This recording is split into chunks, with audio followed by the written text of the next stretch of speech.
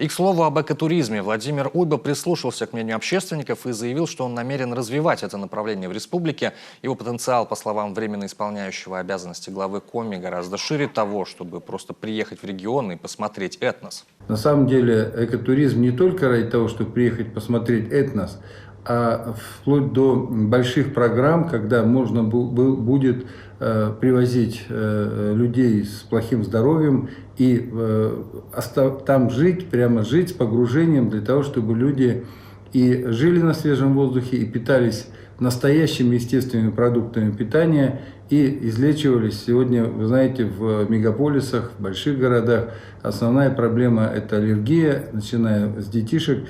И другого способа решения, как просто вывести их из этой среды, она связана с лечением, а это, как правило, тоже порочный круг. Поэтому совершенно точно эту тему будем развивать. Она крайне важна и крайне интересна.